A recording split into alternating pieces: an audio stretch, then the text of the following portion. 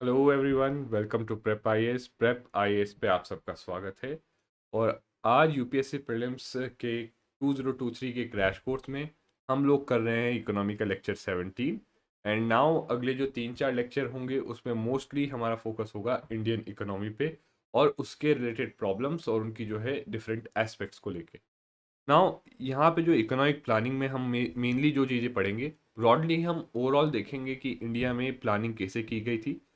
पहली चीज देखेंगे कि बिफोर इंडिपेंडेंस यानी प्री इंडिपेंडेंस, ठीक है, क्या थी प्लानिंग। फिर उसके बाद सारे 5 ईयर प्लान्स देखेंगे, राइट। 5 ईयर प्लान्स देखेंगे फ्रॉम 1950s राइट टू आपका जो है लास्ट 5 ईयर प्लान था जो था 12th 5 year plan, okay, till 2014। और उसके बाद जो है हम लोग देखेंगे दैट आफ्टर 2014 मेनली नीति आयोग आया है। And see what is the role of NITI Aayog, like how it is doing the things differently from Planning Commission, और क्या कुछ इंपॉर्टेंट मेजर इनिशिएटिव्स हैं नीति आयोग के, ठीक है, that's what we will see. और यहाँ पे जब ये सारे 5 ईयर प्लान्स देखेंगे दिस बिकम्स इंपॉर्टेंट। तो यहाँ पे देखो, सी 12 5 ईयर प्लान है, देर आर 12। तो इट इज़ नॉट पॉसिबल कि आप हर एक 5 ईयर प्लान का हर एक एस्पेक्ट जो है डिटेल में याद कर सको। बट ब्रॉडली क्या पॉसिबल है कि आप ये समझ पाओ कि हर एक 5 ईयर प्लान में क्या गोल था और क्या मेजर मेजर चीज़ें हुई थी, right. That is what is possible, और वही चीज़ पे हमें फोकस करना भी है फॉर प्रीलिम्स, ठीक है। प्रीलिम्स के लिए हमें उसी चीज़ पे फोकस करना है कि हर एक 5 ईयर प्लान में क्या मेजर फोकस था, गोल था, टारगेट था, और उसके साथ साथ उस टारगेट को अचीव करने के लिए क्या किया गया, ठीक है। नाउ यहाँ पे हो सकता है काफ़ी कुछ चीज़ें जो है बीच में इनिशिएटिव्स होंगे जो कुछ हम जो है नेक्स्ट लेक्चर में, जैसे एग्रीकल्चर रिलेटेड होंगे, लैंड रिफॉर्म्स हो गया, ग्रीन रेवोल्यूशन हो गया, या उसके बाद जो है एवरग्रीन रेवोल्यूशन की बात करते हैं, वो सब हम जो है नेक्स्ट लेक्चर में जब एग्रीकल्चर कवर करेंगे वहाँ पे लेंगे। सिमिलरली आपका न्यू इकोनॉमिक पॉलिसी और न्यू इंडस्ट्रियल पॉलिसी हो गया, ये सारा जब हम इंडस्ट्रीज वाला पार्ट कवर करेंगे वहाँ पे कवर करेंगे। बट यहाँ पे हम लोग जो है एक ब्रीफ समरी लेंगे और ओवरव्यू लेंगे कि क्या क्या चीज़ें की गई थी एंड क्या टारगेट्स थे हर 5 ईयर प्लान में, ठीक है। एंड मोस्टली क्वेश्चंस अगर देखे गए तो इससे आए, या तो किसी 5 ईयर प्लान में आपको पूछ लेते कि क्या ऑब्जेक्टिव था, क्या टारगेट था, ये क्या किया गया था इसमें, या तो फिर नीति आयोग से आए हैं क्वेश्चंस आपके, इन द सेंस कि आपसे पूछा जाएगा कि नीति आयोग का फंक्शंस वगैरह क्या है। तो as far as I am assuming कि आपने जो है पॉलिटी में आपको होपफुली नीति आयोग का कंपोजिशन वगैरह करा दिया होगा। यहाँ हम इकोनॉमिक्स पर्सपेक्टिव से देखेंगे कि उसने नीति आयोग ने इन टर्म्स ऑफ प्लानिंग क्या क्या क्या इनिशिएटिव्स लिए हैं और क्या क्या किया है, ठीक है। तो without any delay let's start now. सबसे पहले बात करते हैं प्री इंडिपेंडेंस इकोनॉमिक प्लानिंग की, यानी economic planning before independence.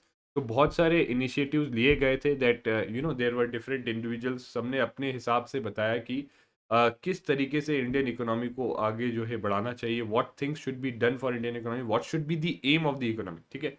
For instance से आपने देखा था ना कि हमने डिस्कस किया था कि 3 टाइप के इकोनॉमिक सिस्टम्स थे, right?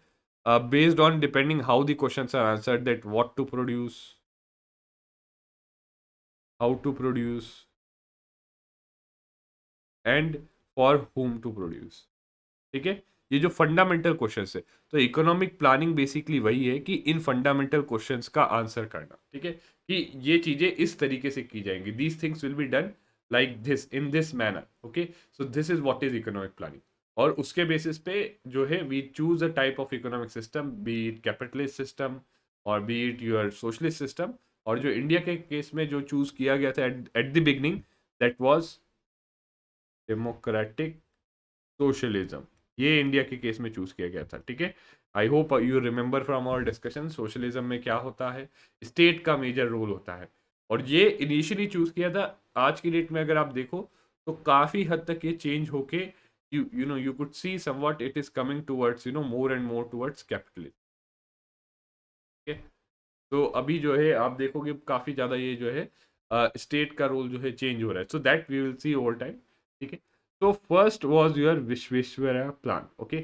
तो this was in given by him in a book titled. और देखो ये थोड़ा सा अगेन समथिंग जो हिस्ट्री में भी आप कई बार नहीं पढ़ते हो, right. But it is a possibility कि यहाँ से आपको जो मैच द फॉलोइंग करके क्वेश्चंस आ जाए, फैक्चुअल पार्ट के क्वेश्चंस आ सकते हैं यहाँ से, ठीक है।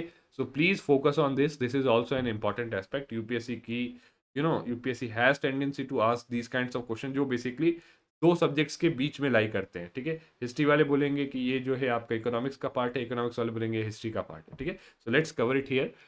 तो there was a book titled planned economy for India in 1934, ठीक है। उसमें ये जो प्लान दिया गया था, and what was the key points about this plan. पहला की एस्पेक्ट ये था कि it aim to double the national income, right. And I hope you understand what is the meaning of national income, ठीक है। तो 10 साल में national income double करनी थी, पहला एम था। और कैसे करेंगे, how will we do that? This will be done by shifting the labor from agrarian setup to industries. See, देखो मोस्टली एट इंडिपेंडेंस अगर आप देखोगे around 80% of our labor was, even more was concentrated in agricultural activities.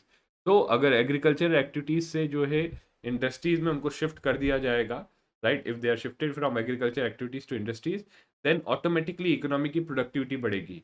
क्यों? तो let me give you an example, और इसी को हम बेसिकली बोलते हैं स्ट्रक्चरल ट्रांसफॉर्मेशन। तो ये टर्म आगे हम पढ़ेंगे जब इंडस्ट्री, बट अभी मैं ब्रीफली बता देता हूँ। Structural transformation of an economy.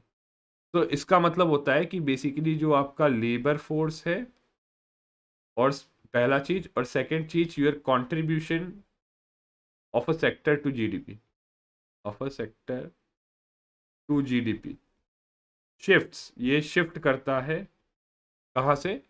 From agriculture. यानी इनिशियली जो जैसे हमने इंडिया के केस में देखा था कि एग्रीकल्चर में maximum amount of labour force concentrated था, और एग्रीकल्चर जो है मेजर चंक ऑफ जीडीपी को कंट्रीब्यूट करता था। तो एग्रीकल्चर से शिफ्ट होना चाहिए आपका इंडस्ट्रीज पे। इंडस्ट्रीज जो मैन्युफैक्चर गुड्स वगैरह ये सब मैन्युफैक्चर करते हैं वहां पे, ठीक है। और अब मैंने बोला ना कि ये जब शिफ्ट होगा तो नेशनल इनकम बढ़ेगी, right. yes now let's try to understand how national income will increase. See, national income means value of output of final goods and services, right? national income ये होता है। now agricultural output क्या होता है? wheat। और let's say industries, food industry में bakery वगैरह ये सब आ जाता है इसमें, ठीक है। इस टाइप की इंडस्ट्रीज होती है, तो इसमें आउटपुट आपका हो गया bread. Now I am quite sure you are all aware that the value of wheat, अगर आउटपुट जो व्हीट का देखे आउटपुट, उसका वैल्यू जो है ब्रेड के वैल्यू से कम होता है, ठीक है। सो इट इज यहाँ पे जो है इंडस्ट्रीज में देर इज व्हाट वी से मोर वैल्यू एडिशन, ठीक है, ज़्यादा वैल्यू एडिशन होता है। तो that's why that value of output of final goods increases, और उससे जो है हमारा नेशनल इनकम बढ़ता है, ठीक है। ये स्ट्रक्चर ट्रांसफॉर्मेशन। और नेक्स्ट इज यूर कि यहाँ से इंडस्ट्री से फिर सर्विसेज में मूव करना चाहिए, ठीक है। इंडिया के केस में आगे अगर जब आप हम sectors of Indian economy discuss करेंगे, you will see India basically agriculture से सीधा सर्विसेज मूव कर गया, ठीक है। ये वाला पोर्शन स्किप हो गया। सो that's Y make in India initiatives वगैरह ये सब लिए गए थे, ठीक है। So again this is broadly the idea of structural transformation. और ये आइडिया भी आप दिमाग में रखिए, कॉन्सेप्चुअल आइडिया है कि what is structural transformation of economy, और कैसे स्ट्रक्चरल ट्रांसफॉर्मेशन होने से नेशनल इनकम बढ़ती है। या एक और तरीका आप इसको ऐसे सोच सकते हो कि लेबर फोर्स है। अब एग्रीकल्चर में आप सोच सकते हो कोई एम्प्लॉयड है तो उसकी इनकम हम सबको पता है कि एग्रीकल्चर में कम रहती है, इंडस्ट्रीज में ज़्यादा रहेगी, और आईटी सेक्टर में कोई एम्प्लॉयड है सबसे ज़्यादा आज के डेट पे आप देख सकते हो इनकम उसको मिलती है। तो नेशनल इनकम भी ऐसे शिफ्ट से बढ़ती है, ठीक है। तो I hope this is clear. तो ये था हमारा पहला प्लान, विश्वेश्वरैया प्लान, ठीक है। In this plan what was aim, double करनी है नेशनल इनकम। कैसे? बाय शिफ्टिंग जो भी लेबर एग्रीकल्चर में एंगेज है उसको शिफ्ट करेंगे हम इंडस्ट्रीज से, ठीक है। So it advocated something known as democratic capitalism, but not adopted. Why? Because we adopted democratic socialism. Next was national planning committee. तो it was the first attempt कि कोई जो है एक नेशनल प्लान बनाने का, right, in 1938 with setup of NPC, ठीक है। ये एनपीसी सेटअप किया गया था under the chairmanship of Jawaharlal Nehru, ठीक है। तो इसको सेटअप किया गया था, क्यों? ताकि जो है एक बॉडी सेटअप हो जो डेडिकेटेड हो for planning for the country, ठीक है। 1938 में national planning committee, just keep it in mind, okay. फिर आया Bombay plan. So there were 8 leading industrialist and technocrats जिन्होंने ये प्लान बनाया था, राइट। एंड इस प्लान का नाम था ब्रीफ एक ड्राफ्ट था, उसका नाम था brief memorandum outlining a plan for economic development of for India. ठीक है, तो ये चीज़ मैं इसलिए बता रहा हूँ, ये कि प्लान इकोनॉमी फॉर इंडिया या ब्रीफ मेमोरेंडम, ये देखो कई बार ना UPSC can give you these things in statement और पूछ सकता है कि ये किससे रिलेटेड है। ठीक है, so you should know these facts. ठीक है, ये इंपॉर्टेंट फैक्ट्स है। And who was leading it? Purushottam Das Thakur Das. ठीक है, इन 1944। ठीक है, तो क्या ऑब्जेक्टिव था? ओके, प्लान दिया। देखो कोई भी प्लान होता है, आप भी अपना यूपीएससी के लिए तैयारी का प्लान बनाते हो, तो it has some target, right? कोई टारगेट होता है, और टारगेट होता है और उसके साथ साथ जो है उसको अचीव करने के लिए एक्शंस होते हैं। तो इसका टारगेट क्या था? Doubling the output of agriculture sector and industrial sector की ग्रोथ 5-fold, यानी बेसिकली 2x जो है एग्रीकल्चर सेक्टर की ग्रोथ होगी आपकी। यानी अगर एग्रीकल्चर सेक्टर का आउटपुट जो है, मान लो अगर मॉनिटरी टर्म्स में हम अज्यूम करते हैं कि 100 रुपीज़ का था, तो उसको 200 रुपीज़ कर देना है। और इंडस्ट्रियल सेक्टर का अगर 100 था, उसको 500 करना। ठीक है, दिस वॉज की value of goods and services जो प्रोड्यूस हो रही है उसको बढ़ाना है। ठीक है, तो 5-fold इन कितना time? 15 years.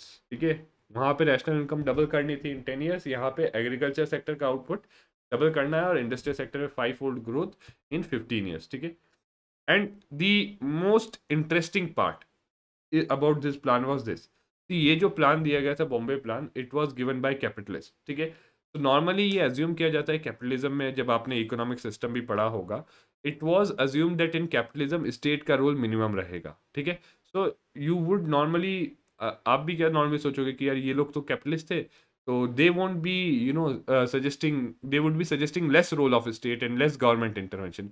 But this was opposite to that, they did call for government intervention and regulation, right? So ये इन्होंने कहा था कि अगर अच्छे से फंक्शन करना है, इस प्लान को अच्छे से एग्जीक्यूट करना है, तो we would be needing government intervention and regulation. Okay, so that is a unique aspect of this plan, जिसके ऊपर आपको even UPSC can make a question. ठीक है, UPSC can make a question on this.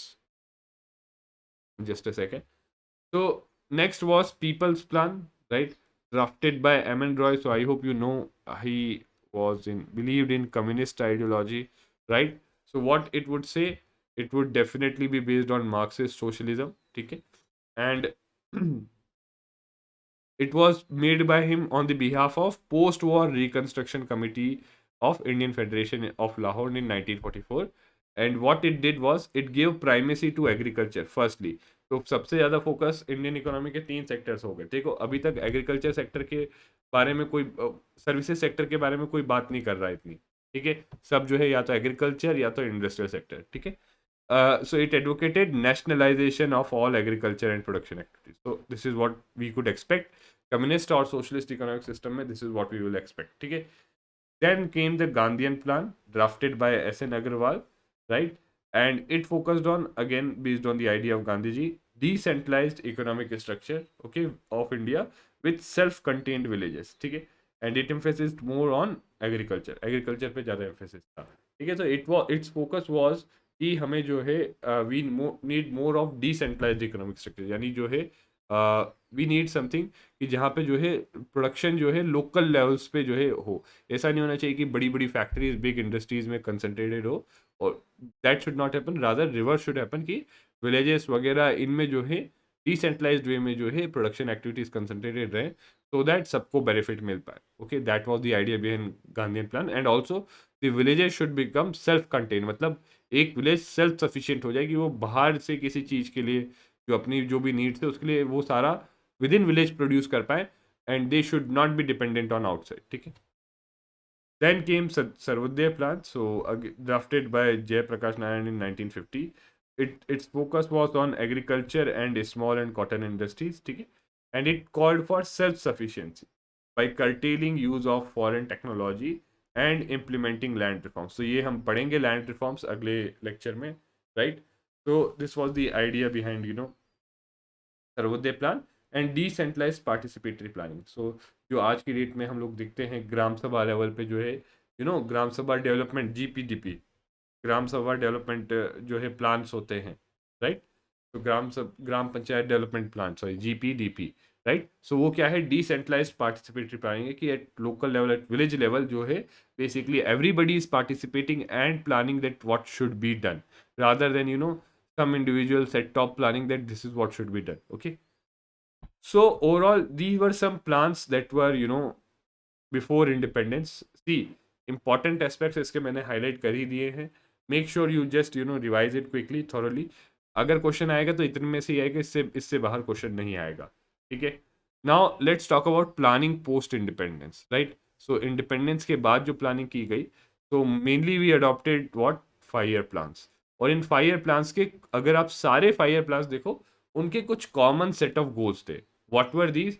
सबसे पहला गोल था growth. Growth मतलब economic growth. जैसे वहां पे बोला गया था कि double the national income, 2x the agriculture output या 5x the industrial output. What it means? It means increase growth, economic growth. Economic growth means increase in national income, increase in GDP, increase in the national output. ठीक है. यहाँ पे we could say it means economic growth, which is means increase in national income, which means increase in GDP, which means increase in national output. All of these are one and the same thing. ठीक है. तो यहाँ पे भी देखो क्या बोल रखा है, increase in country's capacity to produce good. यानी कंट्रीज कैपेसिटी मतलब कंट्री में जो है बेसिकली कैपिटल गुड्स ज़्यादा चाहिए हमें. क्यों क्यों कैपिटल गुड्स ज़्यादा चाहिए? क्योंकि capital goods are the goods that are actually use to produce all the other goods and services. Right.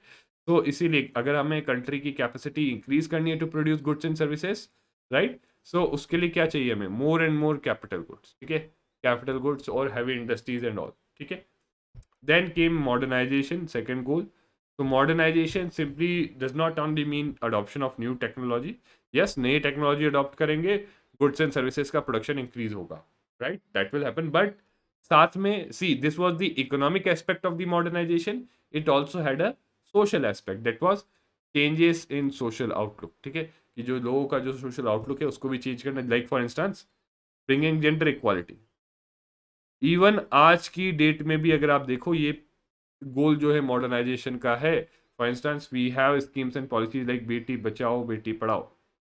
Right. ये क्यों है? ये स्कीम पॉलिसी इसलिए है कि सोशल आउटलुक चेंज करना है, जेंडर इक्वालिटी प्रमोट करनी है, पैट्रियार्की को कम करना है. ओके, तो that is the idea. Okay, तो this was the concept of modernisation. दोनों एस्पेक्ट में है. इकोनॉमिक कि नई टेक्नोलॉजीज अडॉप्ट करें ताकि गुड्स एंड सर्विसेज का प्रोडक्शन इंक्रीज हो, first aspect. Second aspect is कि सोशल आउटलुक चेंज किया जाए. ठीक है. Next is self reliance. ठीक है. सेल्फ रिलायंस मतलब कि basically we reduce our dependence on foreign countries.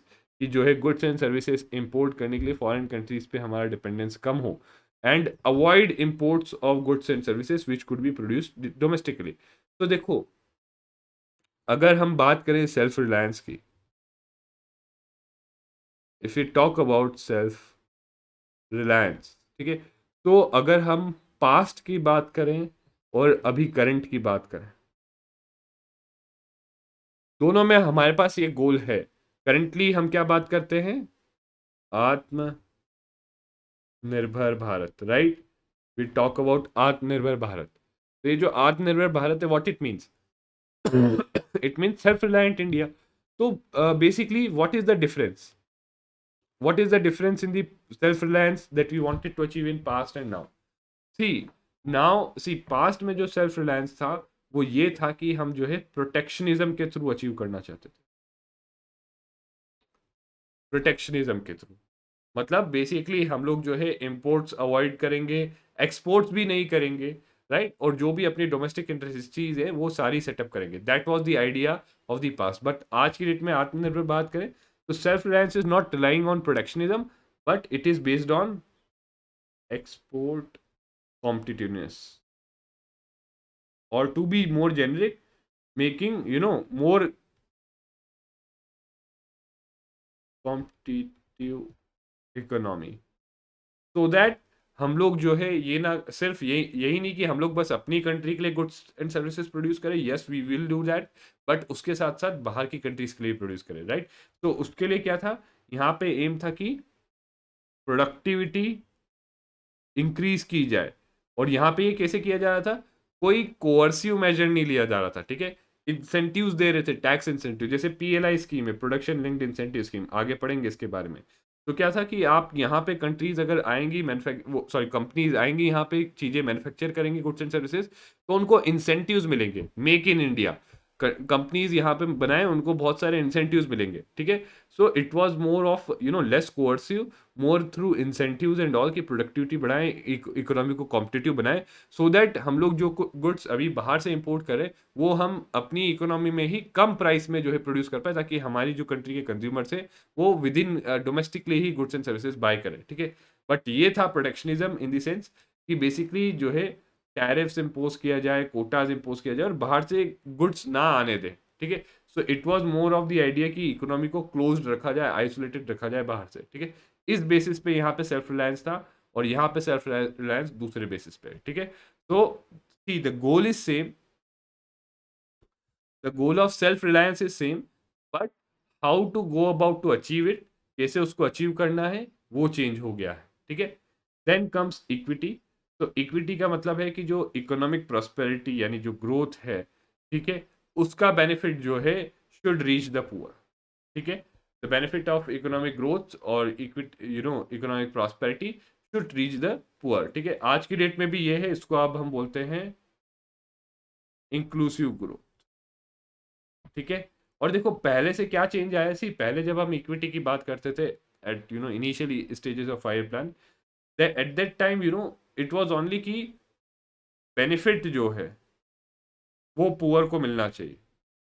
But अब जो इंक्लूसिव ग्रोथ की बात करते हैं यहाँ पे, that there should be participation of poor in economic growth, ठीक है, ये भी है, plus the benefit of economic growth should also go to poor. दोनों चीजें, कि इकोनॉमिक ग्रोथ में पुअर पार्टिसिपेट करे, that's through skill development, through employment and all, और साथ में जो इकोनॉमिक ग्रोथ का बेनिफिट है वो भी उनको मिले, ठीक है, that is through redistribution measures and various welfare schemes and policies, ठीक है, उसके थ्रू है, ओके। नाउ लेट्स अब यहाँ पे बहुत सारे फाइव प्लान से बहुत कुछ लिखा हुआ है। See again what I would say is, यहाँ पे key points I will be highlighting. First आप प्रायोरिटाइज करना कि उनको याद कर लो, अगर वो भी याद कर ले तो काफ़ी है, बट पूरा का पूरा हर चीज़, हर एक एस्पेक्ट पढ़ना और याद करना, दैट इज़ नॉट रिक्वायर्ड, ठीक है। तो first plan was from 1951 to 1956। So again target growth rate और एक्चुअल ग्रोथ रेट आप देख सकते हो, नॉट सो इम्पॉर्टेंट, राइट। अब यहाँ पे फर्स्ट फाइव प्लान में हमारा फोकस था एग्रीकल्चर, प्राइस स्टेबिलिटी यानी इन्फ्लेशन को कंट्रोल करना, और इंफ्रास्ट्रक्चर बनाना, ठीक है। This was the priority in the और focus areas in the first five plan. Context was obviously partition was there was influx of refugees, there was severe shortage of food and mounting inflation. तो inflation तो इसलिए ये, food shortage तो इसलिए ये, ठीक है। So I hope you can understand, जो कॉन्टेक्स्ट है उसी के हिसाब से हम प्लान करते हैं, ठीक है। सो इसमें सबसे पहले it was mainly based on Harrod Domar model of economic growth. Harrod Domar model simply said that your economic growth, right, economic growth जो होती है आपकी, right, economic growth, simple formula है, is dependent on two things. What? Growth rate is dependent on investment rate and productivity of the capital, or what is known as capital output ratio in a positive manner, ठीक है। so basically आपका investment जो है, investment और capital output ratio, ठीक है, and capital output, the capital output ratio simply means कि आप जो है कितना अमाउंट ऑफ पैसा इन्वेस्ट करते हो, उससे जो कैपिटल है उसका आउटपुट रेशियो क्या है, कि उसके कारण कितना से आपने कैपिटल गुड्स में इन्वेस्ट किया, जो भी अमाउंट इन्वेस्ट किया, कैपिटल गुड्स क्रिएट किए, तो कैपिटल गुड्स क्रिएट करने से आपका कितना ज़्यादा आउटपुट बढ़ रहा है, इज इट हाई और इज इट लो, ठीक है, ये देखा जाता है, okay. So this is what is seen, अगर कम कैपिटल कम पैसा लगाने से आपका ज़्यादा आउटपुट आ रहा है, so that is a positive thing, ठीक है। इसी को अब चेंज करके कर लिया गया है incremental capital output ratio. Now simple idea देखो, capital here means capital goods, आप सबको पता है कैपिटल गुड्स यूज होते हैं to produce other goods and services, और वो जो गुड्स एंड सर्विसेज का प्रोडक्शन जो वो कैपिटल गुड्स बढ़ाएंगे, that is the increase in output. तो हर यूनिट कैपिटल इंक्रीज करने से हमारा जो गुड्स एंड सर्विस का प्रोडक्शन कितना इंक्रीज होता है, that is known as incremental capital output. ठीक है, सो बेसिकली इकोनॉमिक ग्रोथ जो है इन दोनों चीजों पे डिपेंड करता है। ठीक है, इन्वेस्टमेंट रेट और प्रोडक्टिविटी ऑफ दी कैपिटल। जितना ज्यादा कैपिटल की productivity, right, higher the productivity of capital, मतलब आपका कॉर की वैल्यू जो है लेस होनी चाहिए। जितना जितना कैपिटल आउटपुट रेशियो या आई कॉर की वैल्यू कम होगी, उतना ज़्यादा आपकी कैपिटल की प्रोडक्टिविटी होगी। ठीक है, और जितना ज़्यादा इन्वेस्टमेंट रेट, उतना ज़्यादा जो है आपका ग्रोथ होगा। तो अगर फॉर्मूला वाइज हम इसको देखें, if we see it formula wise,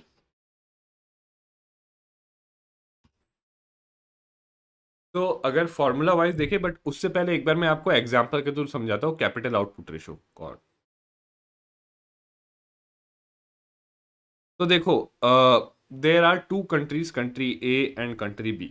country A में मान लो, you know, there is say you purchased 10 new machines, right, for say something, whatever investment you did, 100 rupees or whatever, right? 10 new machines for say 1,000 rupees each, right?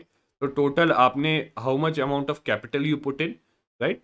That's 10,000, and this led to increase in, you know, your capital output by say 1 lakh rupees.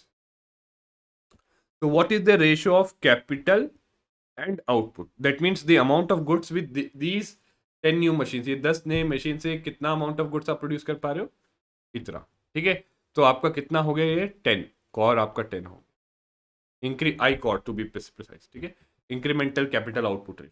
ठीक है, कि capital increase होने से कितना raise हो रहा है output में, पर यूनिट कैपिटल रेज होने से कितना रेज हो रहा है आपका आउटपुट में। ठीक है, इंक्रीमेंटल मतलब पर यूनिट कैपिटल इंक्रीज होने से कितना आपका आउटपुट बढ़ रहा है। ठीक है, नाउ से देर इज बी, यहाँ पे भी आपने 10 यूनिट्स किया 1000 का, ठीक है, सेम है, बट यहाँ पे आपका 10,000 ही रहा, right, and this can happen, right, ये होता है, ये बहुत सारी चीजें फैक्टर्स होती हैं जो इसको इम्पैक्ट करती है। तो आप देख सकते हो कि कंट्री ए में कम इन्वेस्टमेंट, सेम इन्वेस्टमेंट में ज्यादा amount of increase in output, यानी ज्यादा इंक्रीज इन जीडीपी, ज्यादा इंक्रीज इन नेशनल इनकम हो रहा है। ठीक है, that means in country A capital is more productive. Why? Because same amount of capital is producing more goods compared to country B. country B में भी जितना capital डाला वो कम goods produce कर रहा है compared to country A। तो जो है कॉर ज़्यादा है country A का। that means yes, अगर investment, और investment I hope आप इनिशियल डिस्कशन याद करो, इन्वेस्टमेंट हमने क्या कहा था कि जो सारा पैसा जो है बेसिकली कैपिटल गुड्स में लगाया जाता है, that is investment, right. I hope you remember gross capital formation. Investment is nothing but gross capital formation. ठीक है, तो कैपिटल फॉर्मेशन मतलब बेसिकली कैपिटल गुड्स में लगाया गया पैसा, और वो जो नए कैपिटल गुड्स में पैसा लगाया गया है, उससे जो कैपिटल गुड्स खरीदे हैं, उससे हम कितना ज़्यादा additional goods and services produce कर रहे हैं, दैट इज योर आउटपुट। ठीक है, सो एक तरफ कैपिटल में कितना पैसा लगाया, that is your investment rate, gross capital formation, और एक तरफ उस पैसे को लगाने से कितना आउटपुट बढ़ता है, that is your productivity of capital और कैपिटल आउटपुट रेशो। तो दोनों चीजें अगर बढ़ाएंगे, अगर इन्वेस्टमेंट बढ़ाएंगे और प्रोडक्टिविटी ऑफ कैपिटल बढ़ाएंगे, यानी हमारा जो कॉर या आई कॉर है उसकी वैल्यू कम होनी चाहिए। ठीक है, the lesser the value of ICOR, the more the productive our capital is. ठीक है, याद रखना है। ओके, तो this is the thing. And again ICOR जो आपका है बहुत सारी फैक्टर्स पे डिपेंड करता है, गवर्नमेंट पॉलिसी हो गई, इंफ्रास्ट्रक्चर इन द कंट्री हो गया, level of technology in the country हो गया, राइट, और भी बहुत सारी चीज़ें हैं जिन पे ये आई कॉर आपका डिपेंड करता है। Basically anything that could raise the productivity, कि कितने स्किल्ड आपके लेबर है, right. So if I can just you know quickly give you, अगर फॉर्मूला वाइज में बताऊं आपको,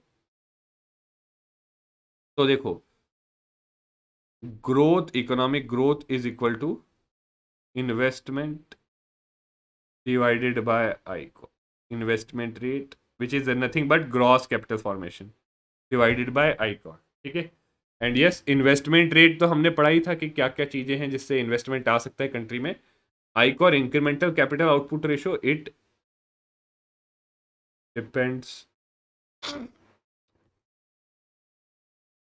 तो पहली चीज तो first thing that you should remember here is lesser value of I core means more productivity of capital, यानी जितना कम वैल्यू इसका मतलब उतना ज़्यादा हमारा कैपिटल क्या है, प्रोडक्टिव है। ठीक है। और दूसरी चीज़ ये किस पे डिपेंड करता है, बहुत सारी चीज़ें, गवर्नमेंट पॉलिसी एंड सपोर्ट। ठीक है। दूसरी चीज़ क्या हो गई, आपका इंफ्रास्ट्रक्चर लेवल ऑफ, तभी तो हमारी कंट्री में इतना इंफ्रास्ट्रक्चर पे फोकस किया जा रहा है। ठीक है। तीसरी चीज़ क्या हो गई आपकी, your level of technology.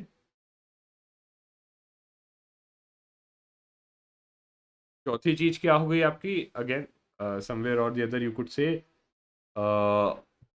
Labour that should be skilled, more skilled labour, मतलब ज़्यादा अच्छे से मशीन्स वगैरह यूज़ करेंगी, ज़्यादा प्रोडक्शन देंगी। ठीक है। ज़्यादा कैपिटल में आउटपुट देंगी। ठीक है। इसके अलावा yes there could be other factors also, but mainly ये है। ठीक है। तो एनीथिंग आप जस्ट अज्यूम कर सकते हो, anything which raises the productivity. ठीक है। जो प्रोडक्टिविटी इकोनॉमी की बढ़ा रही है वो आईकॉर को जो है कम करेगी। ओके। तो this was about what this model जो इनिशियली हमने लिया था, यहाँ पे कैपिटल आउटपुट रेशियो था, ये याद रखना, आईकॉर नहीं था। तो प्लीज़ ये फैक्चुअली बस ये याद रखना कि फर्स्ट 5 प्लान में हमारा इकोनॉमिक ग्रोथ के लिए मॉडल जो था हैरट डोमर था, उसमें ये था कि इन्वेस्टमेंट बढ़ाया जाए और प्रोडक्टिविटी ऑफ कैपिटल बढ़ाया जाए, दैट इज मीन्स कॉर को कम किया जाए। और वो कैसे होता है, इंफ्रास्ट्रक्चर के थ्रू। ठीक है। तो उसके थ्रू जो है बेसिकली हमारी ग्रोथ रेट आएगी। ठीक है। एंड इसमें मोस्ट इंपॉर्टेंट फीचर क्या था इसका, that role of state, obviously what we adopted was democratic socialism. आगे आप पढ़ोगे अभी इसके बाद सेकंड प्लान में मिक्स्ड इकोनॉमी जो है, अगले लेक्चर में पढ़ोगे। तो देयर सी मेजर रोल जो था स्टेट का था in all economic sectors. And why this role was justified, because India was there was deficiency of capital and low capacity to save. यानी इन्वेस्टमेंट का काम जो है मेनली किसको करना पड़ेगा एट इनिशियल टाइम्स, गवर्नमेंट को, क्योंकि ना प्राइवेट सेक्टर इतना स्ट्रांग था, ना ही आपका हाउस होल्ड सेक्टर। अगर हम बात करें aggregate demand equal to C+I+G+NX, और एग्रीगेट डिमांड ही आपका जीडीपी होता है at equilibrium, macro economic equilibrium, right. तो लो लो कैपेसिटी टू सेव, अगर सेव करने की कैपेसिटी नहीं है मतलब कंजम्पशन भी लो रहेगा, मतलब इनकम वर्ल्ड लो। दूसरी चीज डिफिशियंसी ऑफ कैपिटल, यानी प्राइवेट सेक्टर के पास भी इतना पैसा नहीं था कि बड़े बड़े इन्वेस्टमेंट वो कर पाए। और एक्सपोर्ट इंपोर्ट तो आपको पता ही है कि we were not either export competitive, और हमारा जो सेल्फ रिलायंस का गोल था उसमें हमने इंपोर्ट सब्सटीट्यूशन जो है उस पर फोकस किया था। ठीक है। तो बचा कौन, जी, यानी गवर्नमेंट। तो गवर्नमेंट को ही पैसा लगाना पड़ेगा, इन्वेस्ट करना पड़ेगा फॉर इकोनॉमिक ग्रोथ। ठीक है। एंड यस इसमें बहुत सारे मेजर इरिगेशन प्रोजेक्ट्स लिए गए थे, like Bhakra Nangal dam, Hirakud Mettur dam and Damodar valley dams. ठीक है। जस्ट फैक्चुअल है, कीप इन माइंड। ठीक है। एंड समवॉट सक्सेसफुल, क्यों, because of good harvest in last 2 years।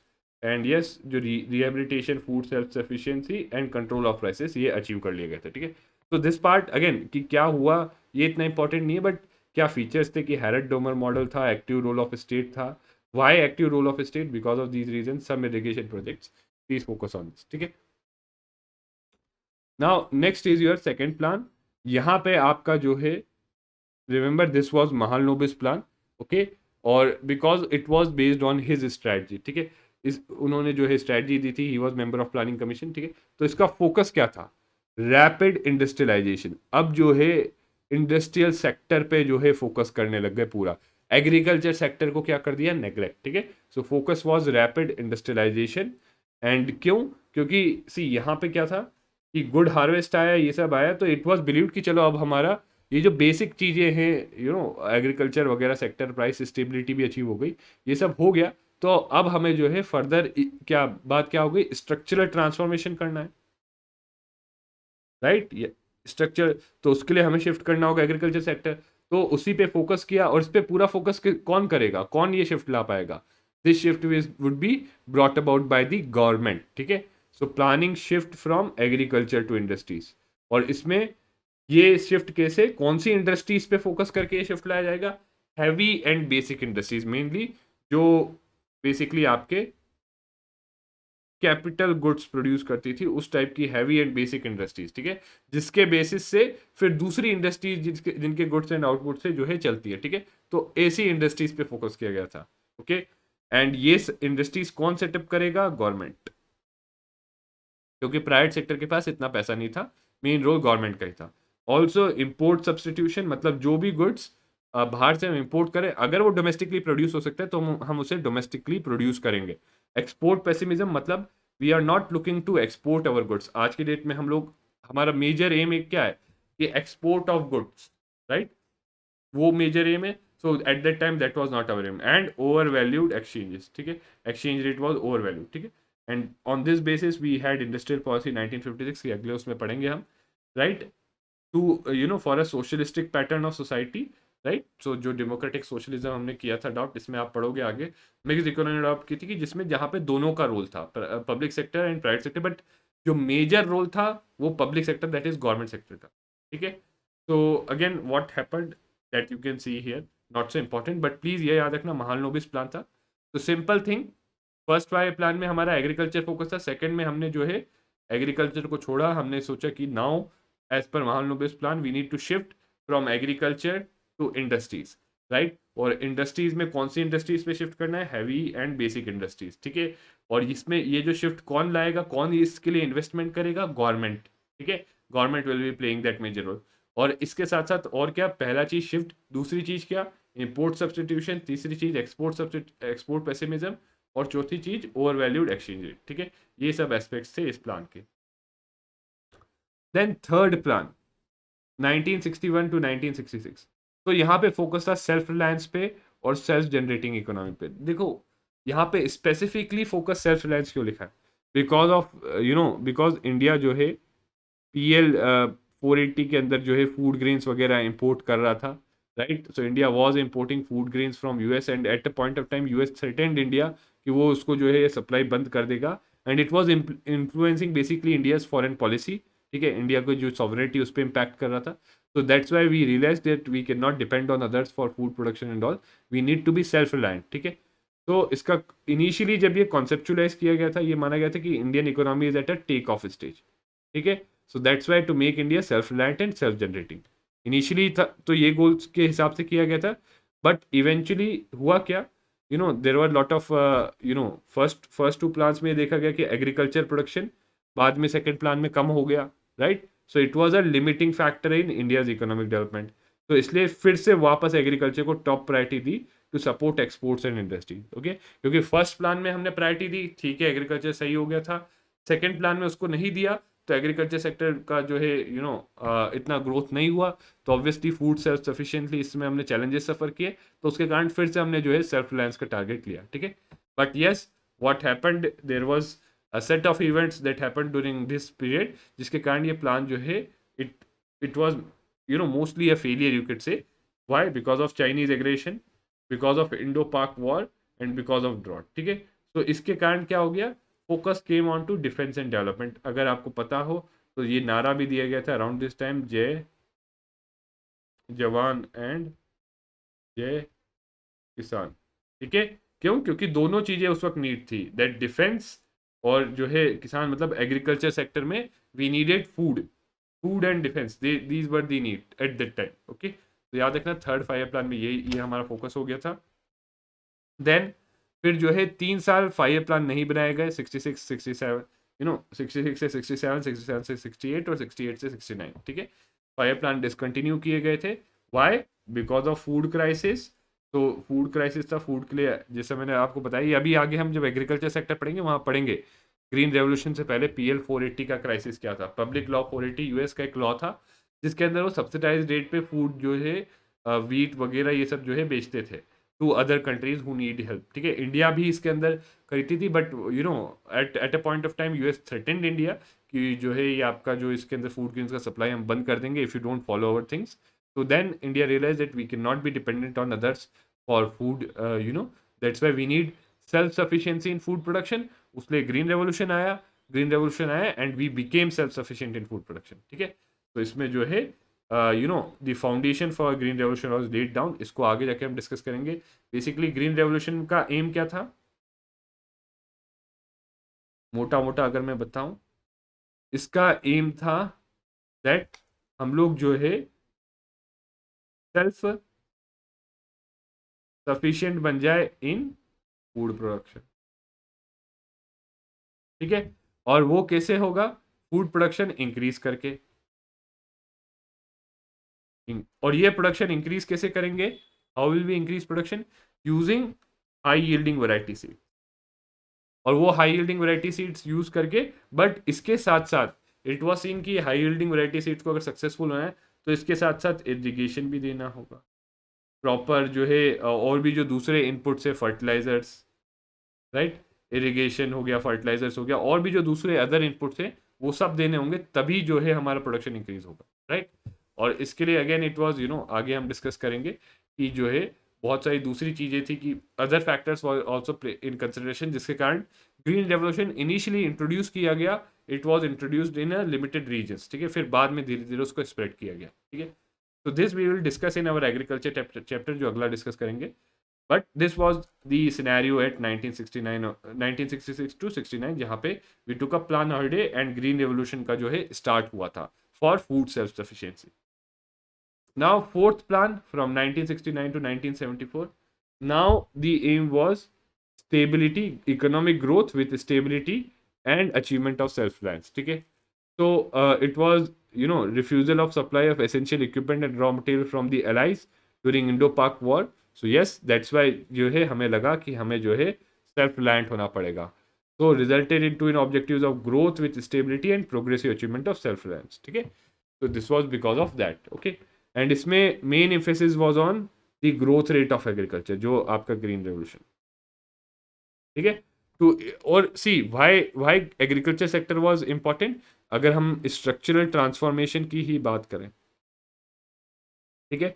तो देखो, एग्रीकल्चर सेक्टर जब तक अच्छे से डेवलप नहीं हो जाता और इतना लेवल तक नहीं पहुंच जाता कि वो बेसिकली सारे लोगों की जो फूड रिक्वायरमेंट्स है वो मीट कर ले, और जो दूसरे सेक्टर्स भी जो है मैन्युफैक्चरिंग, कई ऐसे मैन्युफैक्चरिंग सेक्टर्स जिनमें इनपुट एग्रीकल्चर से जाता है, तो एटलीस्ट इतना लेवल तक एग्रीकल्चर को डेवलप होना पड़ेगा कि एक तो फूड सेल्फ सफिशिएंसी अचीव कर ले, दूसरा जो सारे इंडस्ट्रीज है जिनको इनपुट चाहिए एग्रीकल्चर से वो मिल पाए, तभी हम जो है इंडस्ट्रियल सेक्टर पे मूव कर पाएंगे, right. only so that's why first we need to ensure our agriculture sector gets developed, only then we can move ahead to other sectors, right। तभी स्ट्रक्चरल ट्रांसफॉर्मेशन होगा, ठीक है। And first 2 years of the plan saw record production, ठीक है। And last years में इतना ज़्यादा नहीं हुआ बिकॉज ऑफ पुअर मानसून, ठीक है। इसमें एक और इंपॉर्टेंट एस्पेक्ट है मॉडर्नाइजेशन का, याद करो, मॉडर्नाइजेशन से related that changes in social outlook, ठीक है। और इसमें था implementation of family planning programmes, ठीक है। तो याद रखना, fourth 5 year plan, family planning programmes का implementation. Now realise the fact कि बेसिकली इसका जो फैमिली प्लानिंग प्रोग्राम है इसका इम्पैक्ट इकोनॉमिक ग्रोथ पे भी है।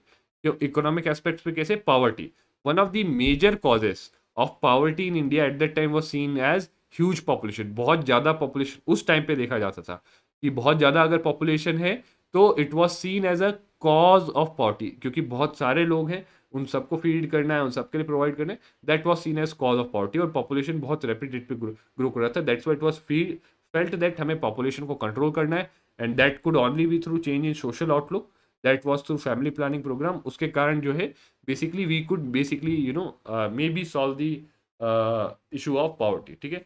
This was the idea behind it. And other aspects were influx of Bangladeshis refugee before the 1971 Indo-Pak war happened, right? And there was also price situation. So एक चीज आप देखोगे, inflation जो है has been a problem throughout, that's why अभी recently आप क्या देखते हो कि सेंट्रल बैंक को क्लियर टारगेट दे दे कि आप इन्फ्लेशन टारगेटिंग करो, ठीक है। प्राइमरीली फोकस उस पर करो और सेकेंडरी फोकस ग्रोथ पे करो, ठीक है। तो again mostly a failure because of these two events, right, this was mostly a failure. And yes, it aimed at saying no to foreign aid, कि फॉरेन एड पे हम डिपेंड नहीं करेंगे। इसमें we also felt our first oil shock, क्योंकि हम लोग crude oil के इम्पोर्ट पे डिपेंडेंट थे, but at the same time we also saw that remittances, कई लोग जो गल्फ रीजन में जाके काम कर रहे थे, it became a major source of foreign exchange reserve during this period, ठीक है। तो यहाँ से जो हम देखते हैं ना कि रेमिटेंसेस आज के डेट में जो हमारे, वो इस पीरियड से स्टार्ट हुआ, ठीक है। देन केम फिफ्थ प्लान, और यहाँ पे अब जो है हमने पॉवर्टी के को टारगेटेड वे में सोचना शुरू कर दिया, ठीक है। And attainment of self Reliance, तो ये तो गोल वही है, right, launched by DP Dhar in the backdrop of economic crisis out of run away inflation. ठीक है। और ये रन अवे इन्फ्लेशन क्या हुआ, हाइक इन ऑयल प्राइसेस, ठीक है। So hike in oil prices mainly जो ऑयल शॉक शॉक हमने जो सफर किया था उसके कारण। तो फोकस वॉज कि हाई ग्रोथ रेट हो, राइट, पहली चीज ग्रोथ रेट ज़्यादा बढ़े, बट ग्रोथ रेट सिर्फ ज़्यादा बढ़े वो नहीं, there its distribution should be also better, ठीक है, कि जो इकोनॉमिक ग्रोथ है उसका बेनिफिट सब में जाए, okay.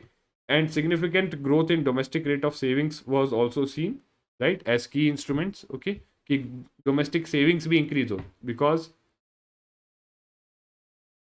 Plus G plus N x.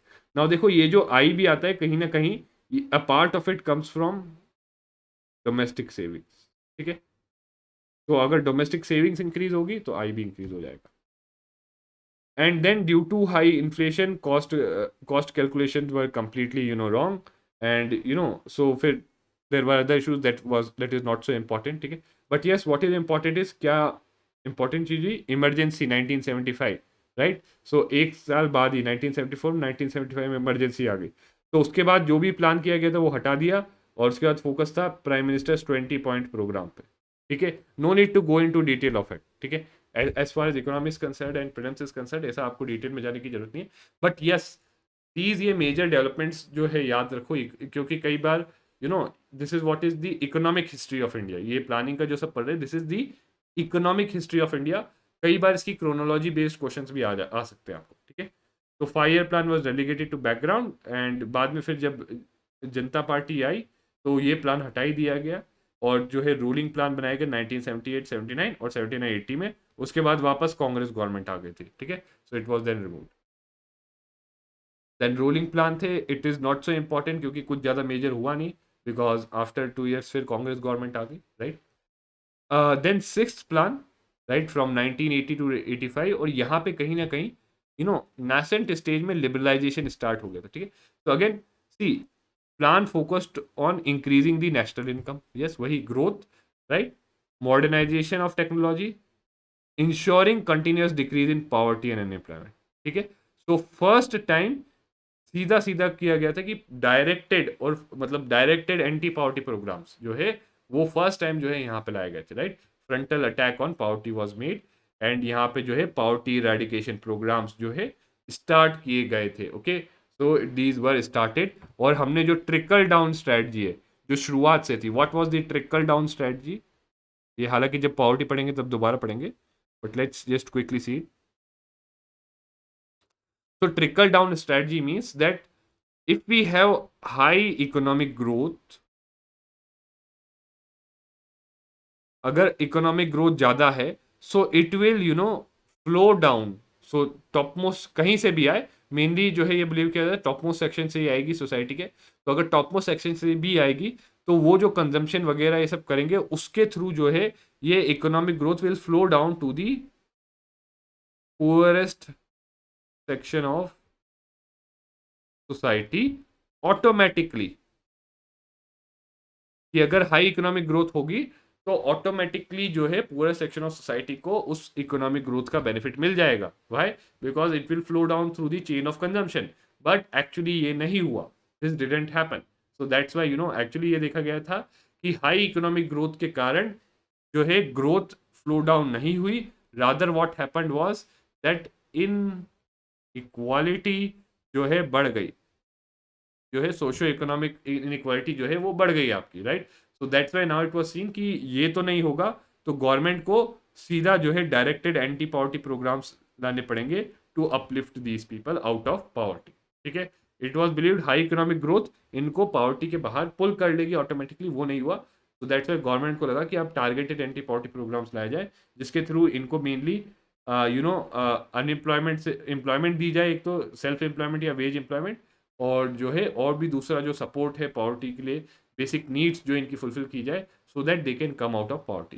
और इसमें जो दो थे, देवर थ्रू ट्राइसेम जो है स्किल दी जाए, या फिर integrated rural development program, right, और जो है national rural employment program, right. ये सब कंट्रोलिंग पॉपुलेशन एक्सप्लोजन, क्योंकि population was seen as a cause of the poverty, ठीक है। तो ये सब चीज़ें करके क्या है, पॉवर्टी को हम जो है डायरेक्टली अटैक कर रहे थे और एम्प्लॉयमेंट प्रोवाइड कर रहे थे, ठीक है। This was the idea, right. And it is taken as success as most of the targets were realized. तो टारगेट ग्रोथ, एक्चुअल ग्रोथ आप देख सकते हो, right. And even though during the last years of the plan there was some sort of famine conditions in the country and agriculture output was less. ठीक है, तो agriculture output कम था but still more और less success. ठीक है. Then seventh plan, focus on accelerating food grain production. ठीक है, increasing employment, raising productivity with focus on food work and productivity. ठीक है. सो बेसिकली अगेन क्यों, क्योंकि यहाँ पे फेमाइन टाइप की कंडीशंस आई तो ऑब्वियसली फूड प्रोडक्शन बढ़ाना है. ठीक है. एंड फर्स्ट टाइम सी यहाँ से जो है बेसिकली आपका लिबरलाइजेशन जो है स्टार्ट हुआ, क्योंकि पहली बार जो है प्राइवेट सेक्टर, क्योंकि अभी तक क्या था शुरुआत से, अगर आप अभी आगे इंडस्ट्रीज में पढ़ोगे, प्राइवेट सेक्टर को लीस्ट रोल दिया गया था, जो है कम से कम बहुत सारी रिस्ट्रिक्शंस थी और काफी कम रोल था उनका इकोनॉमिक में. ठीक है, मेन रोल पब्लिक सेक्टर का. बट अब जो है देखा जाता है कि प्राइवेट सेक्टर को ज्यादा रोल दिया जा रहा था और पब्लिक सेक्टर. ठीक है. And it was very successful, right. 6% growth rate आया. ठीक है, against the targeted 5% growth rate. And जो 80s का डिकेट है उसमें एक टर्म भी दिया गया था, हिंदू ग्रोथ रेट. तो see what it meant was basically कि इनहेरेंटली जो सोशल कैरेक्टरिस्टिक्स हैं, मतलब the way the society is, see society और इकोनॉमी लिंक्ड है. And this was the term was given with the idea कि जो इंडिया का सोशल कैरेक्टरिस्टिक्स है, that is one of the reasons and the factors that is limiting India's growth rate to the Hindu growth rate. That was the basic idea behind it. कि आपको नहीं पूछेंगे, there is very less possibility you could be asked this in the prelims, but the general idea is behind this term was this. ठीक है. And yes, due to volatile political situations, and but it was proved wrong. See, we were very successful, 6% growth rate, beyond that. Okay. So due to volatile political situations, but again फिर आपको पता basically 1990 से 92 में multiple times government change हुई थी, right. तो उसके कारण जो है दो एनुअल प्लान्स, फिर से जो है दो एनुअल प्लान्स 1990 से 91 और 91 से 92 के बीच में लाए गए थे. Then 8th 5 year plan, now it was plan with human face. ठीक है. सो अब देखो यहाँ पे देखो ग्रोथ वाला ऑब्जेक्टिव कहीं ना कहीं हमारा मीट हो रहा है, राइट. पिछले दो प्लान से हम ग्रोथ का ऑब्जेक्टिव मीट कर पा रहे हैं, राइट. ग्रोथ हमारा ऑब्जेक्टिव हो गया, बट इक्विटी ये नहीं हो रहा था. और इसीलिए अब plan with human face, with social justice and equity. और फिर जो है अगेन हियर द प्लान कि सिर्फ ग्रोथ नहीं होना चाहिए ऑब्जेक्टिव, इसके अलावा डेवलपमेंट होना चाहिए. ठीक है. फिर inclusive growth, faster more inclusive growth, और faster sustainable and more inclusive growth. ठीक है. So I hope you realise the fact कि अब ग्रोथ लाना हमारे लिए, obviously we were able to get that growth, but more important was now that अब जो प्रायोरिटी ये थी कि ग्रोथ के बेनिफिट सबको मिले. ठीक है. सो यहाँ पे ह्यूमन रिसोर्स डेवलपमेंट पे फोकस था. ठीक है. और ये जो 8th प्लान था, ये इसमें बीओपी क्राइसिस भी आया था. उसके बाद ही हमने जो है चेंजेस लिए. तो एलपीजी रिफॉर्म्स के बाद जो है फर्स्ट प्लान था. तो मोस्टली नाउ यहाँ से जो है आपका क्या हो गया, इंडिकेटिव प्लानिंग शुरू हो गया था. और यहाँ से जो है फ्रॉम एट्थ प्लान ऑनवर्ड्स आपका रोल जो है प्राइवेट सेक्टर का बढ़ते जा रहा था और गवर्नमेंट सेक्टर का रोल चेंज हो गया था. It was more of facilitator. ठीक है. तो व्हाट थिंग्स वर डन, ये जो कॉन्टेक्स्ट तो ये था, बीओपी क्राइसिस, डेट बर्डन ज़्यादा था, बजट डेफिसिट ज़्यादा थे, रिसेशन था, राइट, इन्फ्लेशन था. ठीक है. So what it took some drastic policy measures to combat bad economic situation, right? And there was fiscal and economic reforms, जिसको हम बोलते हैं NEP, right? So the new economic policy was launched, right, during this plan itself. Okay, so this was a major drastic reform. ठीक है. New economic policy launch करना was a major and drastic reform. ठीक है.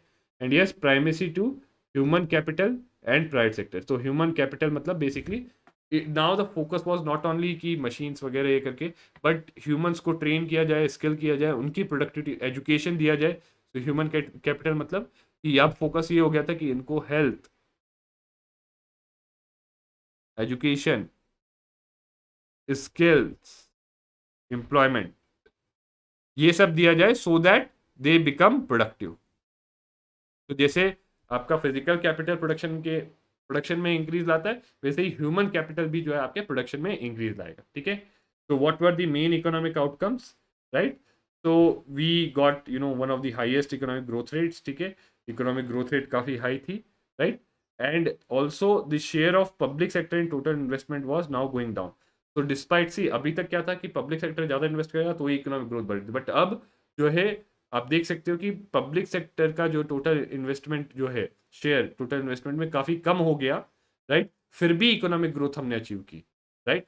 So this shows कि private sector का role बढ़ गया. Okay, so there was high growth of agriculture right sector, manufacture sector, exports and imports, and trade और current account deficit इससे improve गया. This was the 8th plan. ठीक है.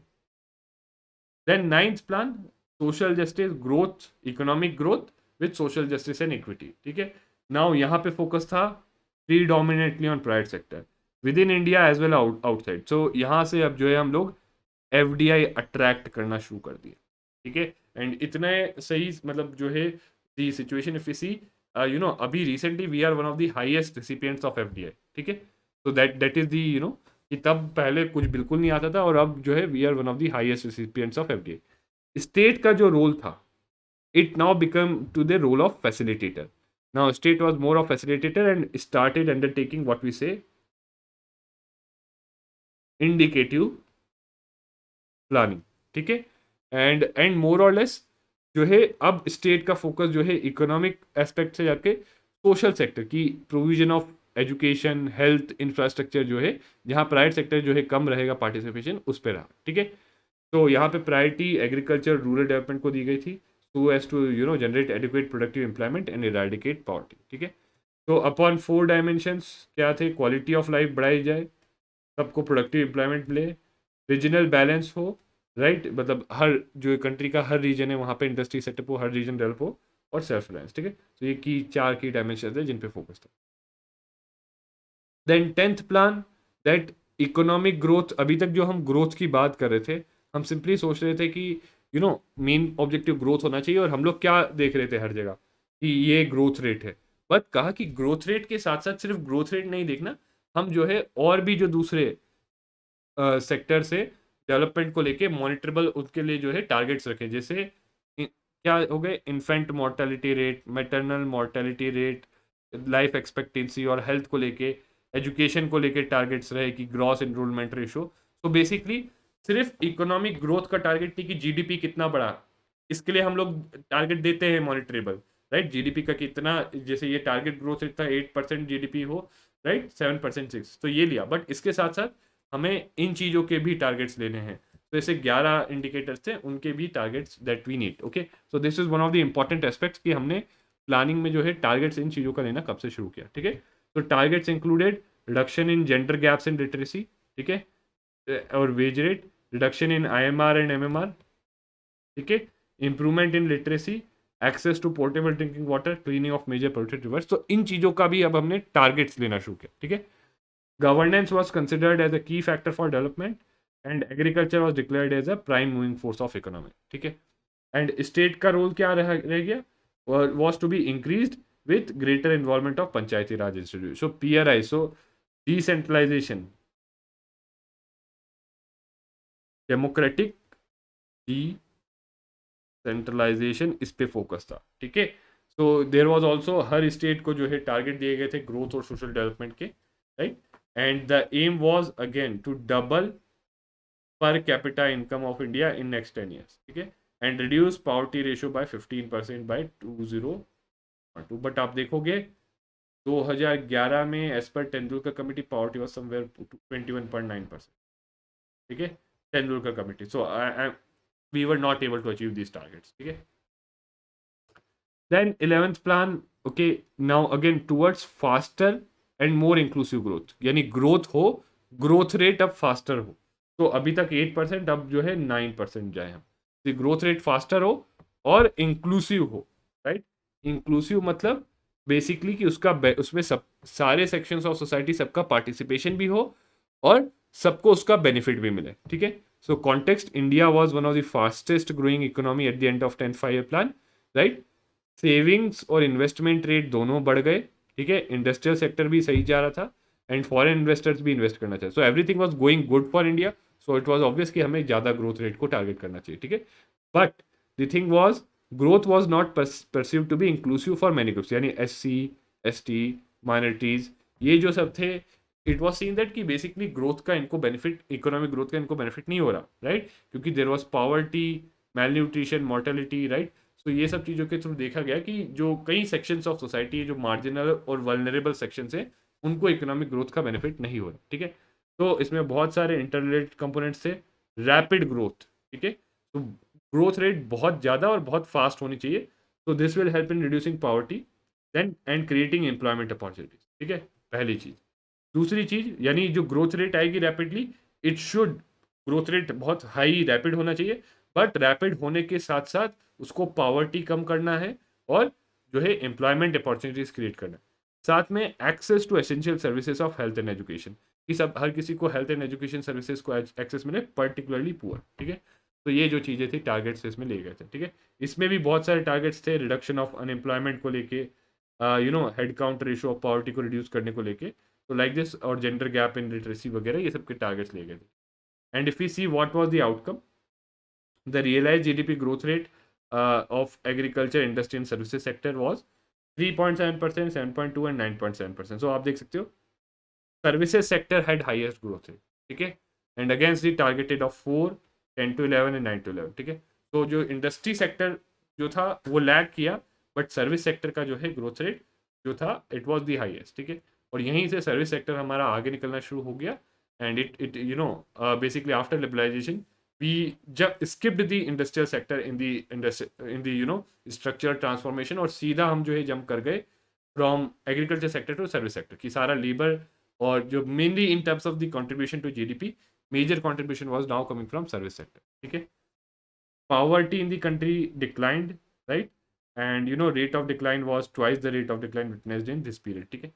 And on fiscal front, basically expansionary measures were taken, क्योंकि आपको पता होना चाहिए 2008 में there was global financial crisis, जो यूएस में सब प्राइम लोन्स वगैरह उसके कारण हुआ था।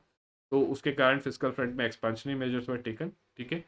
And issue of price stability also remain there, right, क्योंकि प्राइस स्टेबिलिटी, इन्फ्लेशन वगैरह ये सब चीज़ें का भी प्रॉब्लम था। Again these things not so important, what is important is कि क्या चीज़ों पे फोकस किया गया किस प्लान में, ठीक है।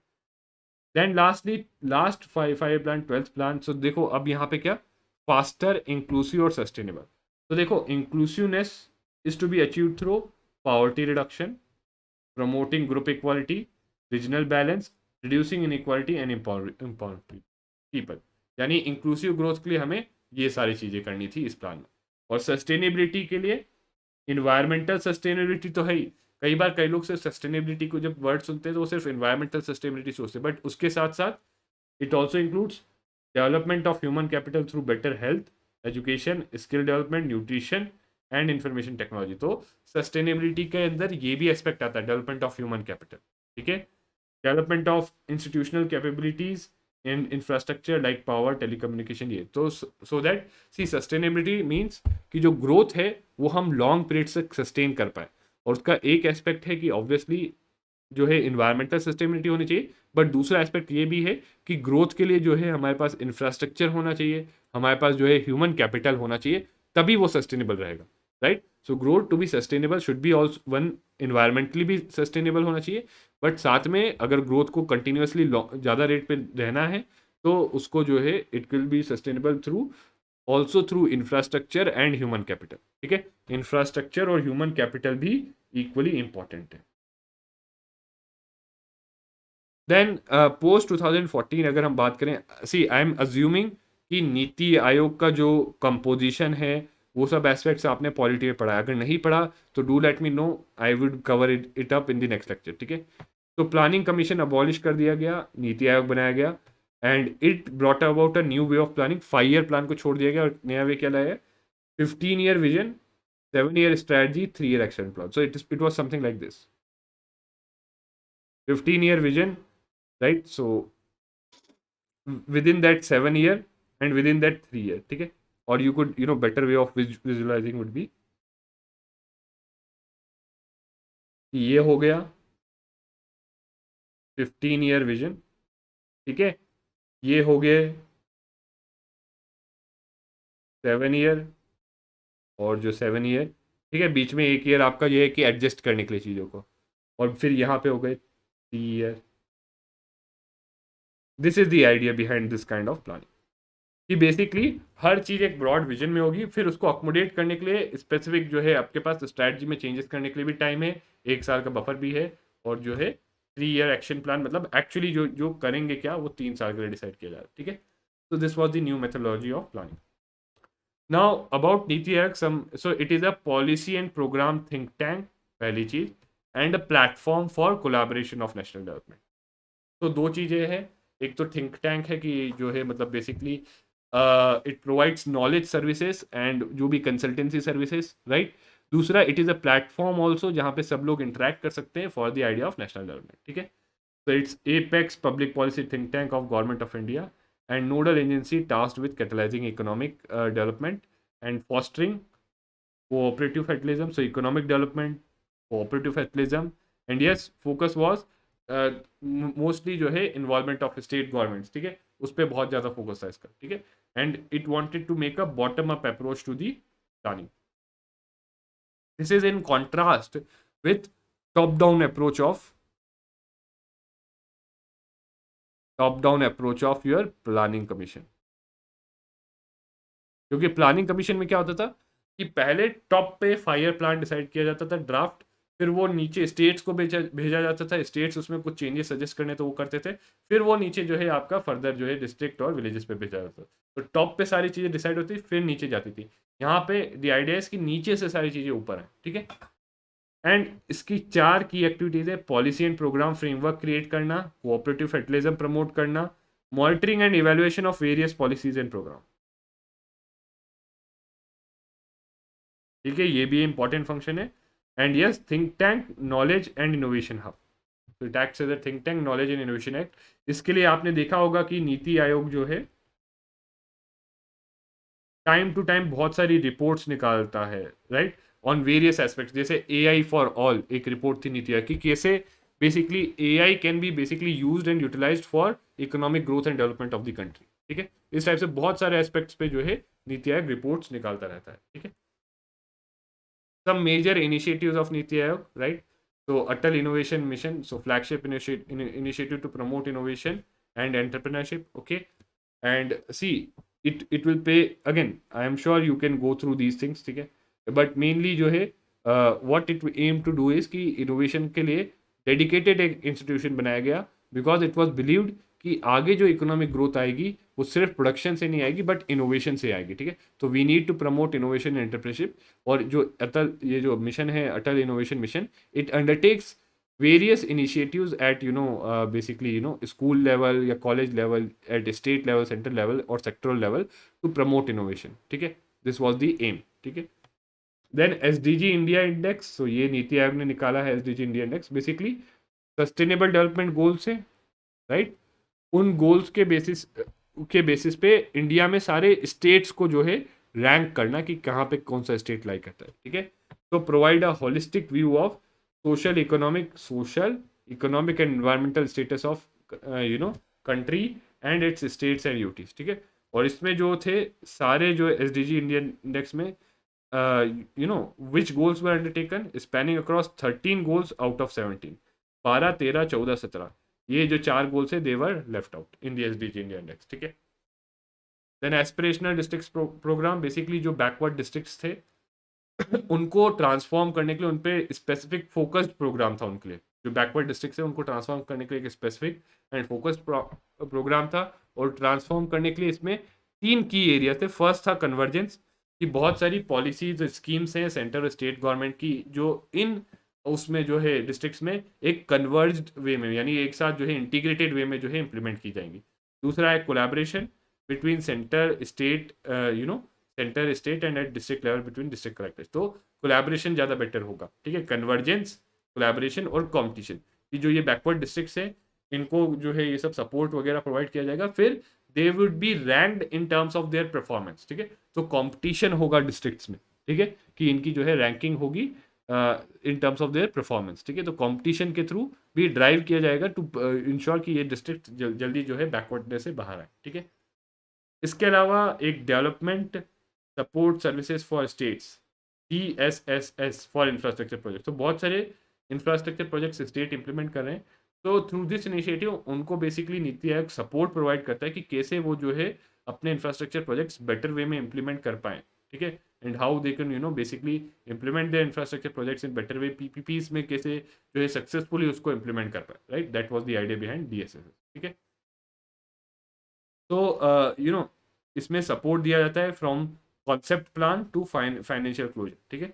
स्टेट गवर्नमेंट्स को सपोर्ट दिया जाता है कि कैसे वो अपने इंफ्रास्ट्रक्चर प्रोजेक्ट्स प्लान करने से एग्जीक्यूट कर सके, ठीक है। NITI Aayog under this provides that support. And फिर इसके बाद NITI Aayog brought about composite water management index, school education quality index, ठीक है, and health index initiative and SATH initiative, ठीक है, sustainable action for transforming human capital.